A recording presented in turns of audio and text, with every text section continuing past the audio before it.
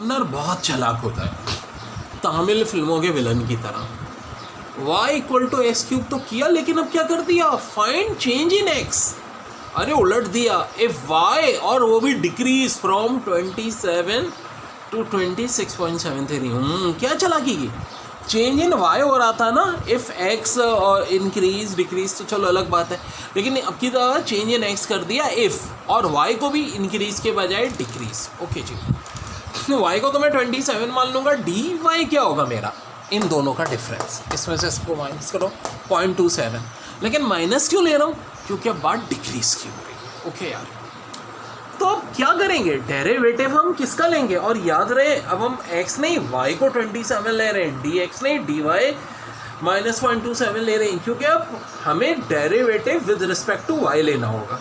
तो आप बोलोगे सर यहाँ तो y equal to x cube दिया है, कोई बात नहीं, x को in the term of y ले लो, क्या हो जाएगा, x की power x equal to y की पावर 1/3। अब इसका डेरिवेटिव होगा जी हाँ, पावर नीचे गिर जाएगी, 1 माइनस किया -2/3, ये y -2/3 यहाँ नीचे भी आ जाएगा। अब आगे क्या होगा, ओके बड़ी अहम बात, y की जगह हम बहुत अहम बात y की वैल्यू ले लेंगे, क्या थी जी 27, dy की जगह -0.27। अब एक मिनट, 27 को मैं 3 का क्यूब लिख सकता हूँ कि नहीं, बिल्कुल लिख सकता हूँ। तो ये अपॉन का 3 और ये 3 कैंसिल, 3 का स्क्वायर 9, 9 3 सा 27, ऊपर भी 27 और माइनस साइन ऑफ कोर्स ये आ जाएगा यहाँ की वजह से। अब देखो 27 और 0.27 ऑफ कोर्स बच रहा है 0.01, वो भी किस में बच्चों, माइनस में। तो यही हमारा आंसर हो गया। एग्जामिनर का चैलेंज चल रहा है, y cube equal to x square plus 1, find change in x if y decrease नहीं है, इंक्रीज है, ये काइंडली कलेक्ट करते हैं, इंक्रीज फ्रॉम 2 टू 2.1, तो y 2 हो जाएगा और dy 0.1 हो जाएगा। ज़ाहिर है चेंज इन x हो रहा है, तो ज़ाहिर है हम उसी हिसाब से करेंगे। पहले तो y cube equal to x square plus 1 in the term of x ले आए, एक्स स्क्वायर हो जाएगा y क्यूब -1, तो x क्या हो जाएगा, स्क्वायर रूट y क्यूब -1। अब जब बच्चों हम इसका डेरिवेटिव लेंगे, पावर हाफ आपको पता है नीचे गिर जाएगी, हाफ में से 1 माइनस हो जाएगा। अब बेस का डेरिवेटिव लेंगे, y क्यूब का डेरिवेटिव क्या होगा, 3y स्क्वायर, और dy उधर जाके मल्टीप्लाई हो जाएगा। अब ज़रा और से देखो, ये माइनस हाफ है, नीचे जाके प्लस हाफ होगा क्या नहीं, ठीक है। इस 3y स्क्वायर को मैंने इधर लिख दिया, ये 3/2 तो साइड में कर लो।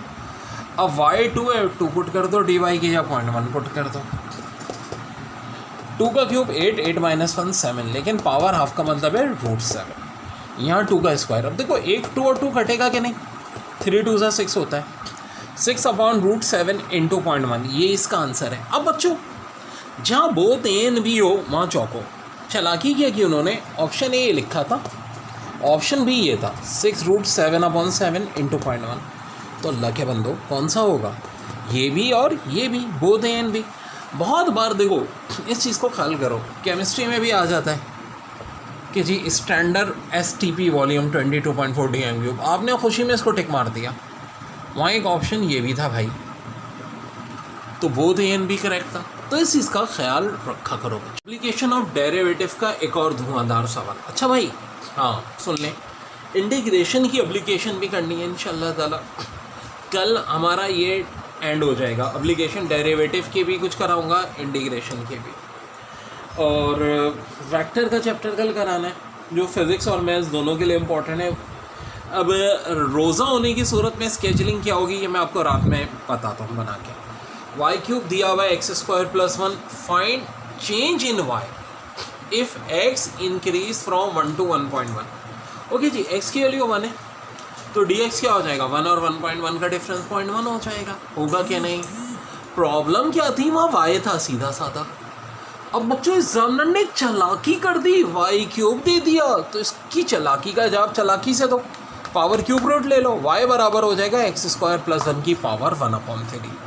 अब वैसे निकालो dy/dx, 1/3। यहाँ जी इसका डेरिवेटिव क्या होता है, 1/3 पावर में से 1 माइनस यानी -2/3 हो जाएगा, और बेस का डेरिवेटिव यानी एक्स स्क्वायर प्लस 1 का डेरिवेटिव दोबारा जो कि 2x हो जाएगा।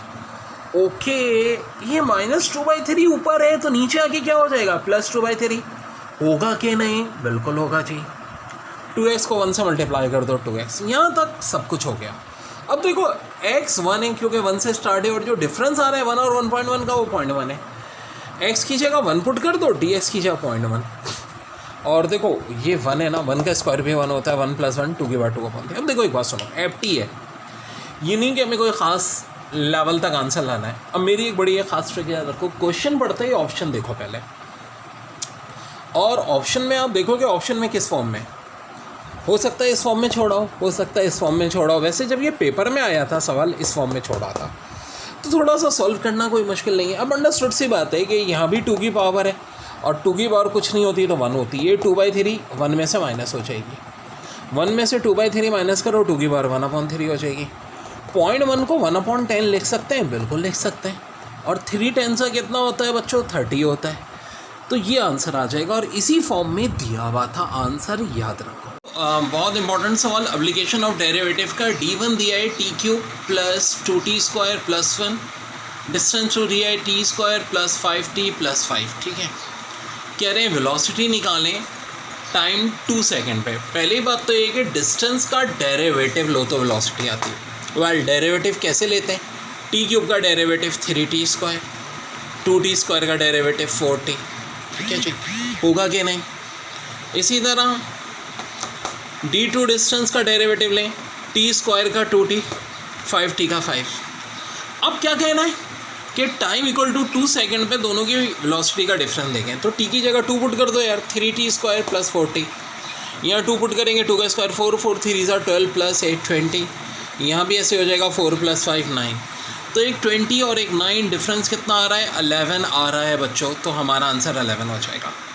लेकिन अगर कल को सवाल आए कि दोनों का एक्सेलरेशन निकालो या दोनों के एक्सेलरेशन का difference time equal to 3 second पे, तो वेलोसिटी का हम डेरिवेटिव लें तो एक्सेलरेशन हो जाता है।